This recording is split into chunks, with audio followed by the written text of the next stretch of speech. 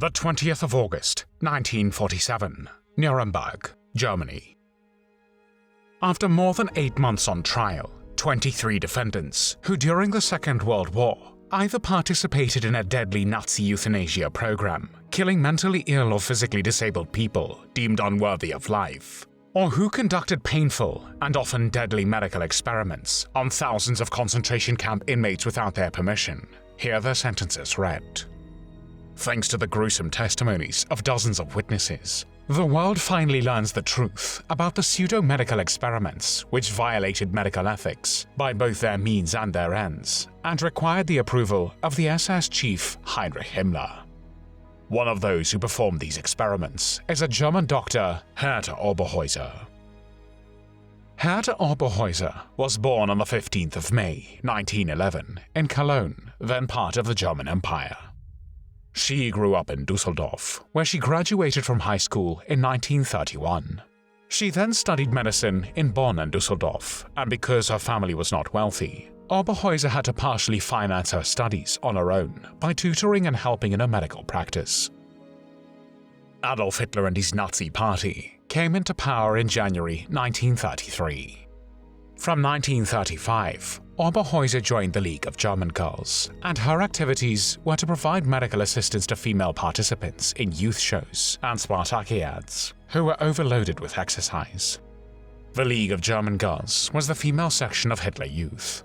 These organizations, led by Baldur von Schirach, were the primary tools that the Nazis used to indoctrinate young people with Nazi ideology, thus shaping the beliefs, thinking, and actions of the German youth. Boys and girls were taught to be both racially conscious and physically fit in order to build a new future for Germany, and were often present at Nazi party rallies and marches. Since the Hitler Youth and its female section, the League of German Girls, were considered fully Aryan organizations by Nazi officials, premarital sex was encouraged in their ranks. At the 1936 Nuremberg rally, where there were some 100,000 participants of youth organizations present, 900 girls between 15 and 18 years of age returned home pregnant. In 1937, Oberheuser joined the Nazi Party. The same year, she received her doctorate and then decided to train as a dermatologist. She started to work at the dermatology clinic in Düsseldorf as an assistant physician and obtained her specialist title in dermatology in 1940. The Second World War began on the 1st of September 1939 when Nazi Germany invaded Poland. Soon after, Herta's father became ill and the Oberheuser family again ran into financial difficulties. Herta decided to help her parents financially, and since there were no satisfactory earning opportunities at the clinic where she was working, she began to look around for other employment. In 1940, a chance to earn well came her way. She learned from a professional medical journal that the SS was looking for a female doctor for a women's training camp near Berlin. She applied, and after 3 months of training, in December of that year, she was sent to Ravensbrück concentration camp. Ravensbrück, opened in May 1939, was the only major women's camp established by the Nazis. Ravensbrück camp was staffed both by SS men, who served as guards and administrators, and by 150 women who served as supervisors. These female supervisors were either SS volunteers or women who had taken the job for the good pay and working conditions. In the camp, Oberheuser worked under the site physicians Walter Sonntag and Gerhard Schiedlowski, who performed experiments on concentration camp inmates. They extracted their healthy teeth without the use of anesthetic, and the preferred method of killing was by injecting petrol and phenol directly into the prisoners' veins. They also experimented with prostitutes interned in Ravensbrück, using them as lab rats in search for a cure for gonorrhea and syphilis. Since her colleagues could no longer stand the conditions of the experiments, Oberheuser gradually took over more and more of her colleagues' functions, thus ensuring that the experiments were carried out. On the 27th of May, 1942, Reinhard Heydrich, Deputy Protector of Bohemia and Moravia, was in his convertible Mercedes when the Czechoslovak paratroopers Josef Gabčík and Jan Kubiš mortally wounded the Nazi architect of the Holocaust. Theodor Morell, Adolf Hitler's personal physician, was one of the doctors brought in by Heinrich Himmler, the head of the SS, to treat Heydrich. Probably due to Morell's bad reputation among the high-ranking Nazis, his recommendation to treat Heydrich with sulfonamide, which was an early antibiotic, was ignored. Instead, Karl Gebhardt, Heinrich Himmler's chief doctor, treated the Nazi architect of the Holocaust without antibiotic therapy. Reinhard Heydrich contracted an infection and died 8 days after the attack. To prove that sulfonamide was useless in treating the infections, and that he was not responsible for Heydrich's death, Himmler advised Gebhardt to conduct medical experiments on concentration camp prisoners. Starting in the summer of 1942, Gebhardt subjected prisoners at Ravensbrück to unethical medical experiments in order to prove that his method of treating Heydrich had been correct and sulfonamide was useless in treating infections. Gebhardt was the main conductor of these experiments, and his assistants became doctors Herta Oberheuser and Fritz Fischer. To imitate injuries caused by bomb fragments, they often used a hammer to break legs of female prisoners, then infected open wounds with aggressive bacteria, and monitored the healing with and without various chemical substances such as sulfonamide. These experiments were slanted in Gebhardt's favor. Women in the sulfonamide-treated experimental group received little or no nursing care, while those in the untreated control group received better care. Not surprisingly, those in the control group were more likely to survive the experiments. Believing it could help in treating amputee soldiers, they attempted to transplant the limbs from camp victims to German soldiers who were wounded on the Eastern Front. These amputations, as well as sulfonamide experiments, were often performed without any anesthesia. Oberheuser's tasks also included selecting the inmates, primarily young Polish women, for the experiments, assisting during the operations, and providing follow-up care, which mostly consisted of deliberate non-care or deliberate worsening of the healing process in order to achieve a maximum level of infection.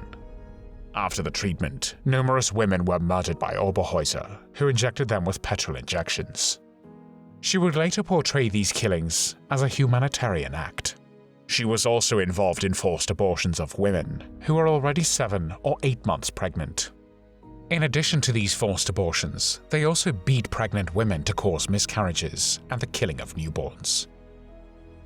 After the war, Anna Heil, a German woman, recalled how she had received news that her sister had died in Ravensbrück and contacted Oberheuser hoping to discover more details on her sister's final days. Oberheuser hit Heil in the face and stomach, while screaming at her, "She is gone, because she was only a useless eater, and we really don't need those sort of people around anymore." Gebhardt, Oberheuser, and Fischer conducted the experiments on 86 women, 74 of whom were Polish political prisoners. 5 of them died as a direct result of the experiments. Many of the above-mentioned experiments were performed in the Hohenlichen Sanatorium, located about 12 kilometers from Ravensbrück. At Ravensbrück, SS doctors also carried out sterilization experiments on women and children, many of them Roma, in an attempt to develop an efficient method of sterilization. In total, some 132,000 women from all over Europe passed through Ravensbrück, including Poles, Russians, Jews, Romani people, and others. Of that number, over 92,000 women perished. When the camp was liberated by the Red Army on the 30th of April 1945, there were about 3,500 sick women, men, and children in the camp. Justice finally caught up with Oberheuser when she was tried at the Nuremberg doctors' trial, in which she was the only female defendant. During the trial, she claimed how she had helped the women who were subjected to the experiments. However, those who survived her treatment had different recollections of what had happened. Stefania Lotocka recalled that Oberheuser refused to provide water to the victims, and Stanislava Mlotkowska-Bielawska also added that when water was given, Oberheuser mixed it with vinegar. Oberheuser also said how the women had always been glad when she was there to change their bandages, but Isabella Reck recalled, "Oberheuser at first promised to dress my wounds, and smiling, went out of the ward, and we saw no more of her that day." When Oberheuser was asked if she knew that the sulfonamide experiments caused considerable pain to the women, she replied, "The way that they were carried out, I do not believe that the patients suffered that much, because they never expressed any kind of disagreement, either with the treatment by Professor Gebhardt or by Dr. Fischer. I myself never had any difficulties, but always believed that they were pleased with my care, and moreover, they had a chance of being pardoned. When she was asked how many people she had killed with injections of petroleum, she replied, "I killed nobody." She added, "It was medical help for suffering patients in their death throes. I gave morphine, and then I got another mixture from the war doctor. I don't know exactly what it contained." This mixture contained petroleum, and it took 3 to 5 minutes from the time the injection was administered to the time of death. Until their last moments, the victims were fully conscious, and she killed 5 women this way. Oberheuser tried to justify herself in court with her femininity and the argument that a woman, including herself, could not be so brutal. She also stated that the orders had seemed to her as if they had come directly from Adolf Hitler and had therefore been legitimate, and she served the purpose of saving the lives of 100,000 wounded German soldiers. However, her lies did not help her escape justice. Oberheuser, whom a survivor of Ravensbrück called a beast masquerading as a human, was convicted of war crimes and crimes against humanity and sentenced to 20 years in prison. Herta Oberheuser, Military Tribunal 1 has found and adjudged you guilty of war crimes and crimes against humanity as charged under the indictment heretofore filed against you. For your said crimes on which you have been and now stand convicted, Military Tribunal 1 sentences you, Herta Oberheuser, to imprisonment for a term of 20 years. However, her sentence was commuted to 10 years in January 1951, and in the end, she was released in April 1952 for good behavior. She then became a family doctor in Stockseer near Kiel in West Germany. However, in August 1958, she lost her position after a Ravensbrück survivor recognized her, and the Interior Minister of Schleswig-Holstein, Helmut Lemke, revoked her medical license and shut down her practice, which until then flourished. Oberheuser appealed to the Schleswig-Holstein Administrative Court. The case, however, attracted strong media interest, and protests by the former victims of her criminal experiments escalated even further. The court rejected the appeal in December 1960. Oberheuser was fined, and she never practiced medicine again. On the 24th of January 1978, when she died in a nursing home in Linz on the Rhine, Oberheuser was 66 years old. There were no tears shed for Herta Oberheuser.